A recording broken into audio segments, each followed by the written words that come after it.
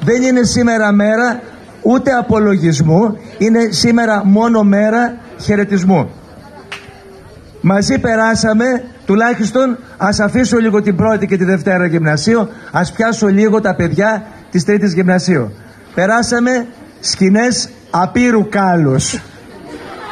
Από το Σεπτέμβρη με κυνηγητά, Οκτώβρη-Νοέμβριο, έτσι, προσπαθήσαμε να περιορίσουμε πάρα πολύ κάποια πράγματα.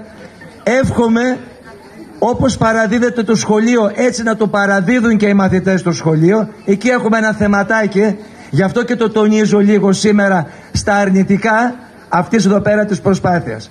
Πάντως, ξεκινάμε και μια προσπάθεια για ένα γενικό ρεκτιφιέ μέσα εσωτερικά, συν τους εξωτερικούς χώρους που αρχίζετε πλέον αυτά και το βλέπετε. Τι θέλουμε από εσάς? Να τιμάτε πάντοτε και να μην κάνετε ζημιές. Να σκέφτεστε πάντοτε αυτό που λένε οι οικολόγοι, που το έχουμε πει επανειλημμένα, ότι όλο αυτόν τον χώρο τον δανειζόμαστε από τα επόμενα παιδιά, από τις επόμενες γενιές, και οφείλουμε να τα παραδώσουμε καλύτερα και από ό,τι τα πήραμε. Δεν θα κάνω απολογισμό της χρονιάς. Απλά θέλω να πω μόνο ότι φέτος ολοκληρώσαμε, κλείσαμε τα 2 από τα 3 προγράμματα Εράσμους και το 1 κλείνει επίσης τώρα. Θέλω να πω ότι φέτος κάναμε ένα πολιτιστικό με θεατρική παράσταση, κάναμε ένα αγωγής υγείας, ένα περιβαλλοντικό, ένα αγωγής υγείας, 3 πολιτιστικά προγράμματα. Όπως επίσης κάναμε και πάρα πολλά, πάρα πολλές προσπάθειες εδώ πέρα, συμμετείχαμε σε διαγωνισμούς και κάναμε πολλούς διαγωνισμούς. Ένα αυτά,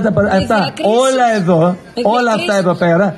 Θέλω να σας πω το εξής, αγαπητοί γονείς και επισκέπτες, ότι όλα βρίσκονται στην ιστοσελίδα του σχολείου. Πατώντας, δεν χρειάζεται να ξέρουμε πολλά. 2 Γυμνάσιο Τυρνάβου, ούτε το blog.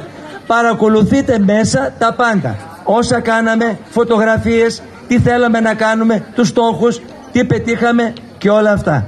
Επισκεφτείτε λοιπόν το blog του σχολείου μας και ενημερωθείτε για όλα αυτά. Θέλω να καταλήξω στα παιδιά αυτά.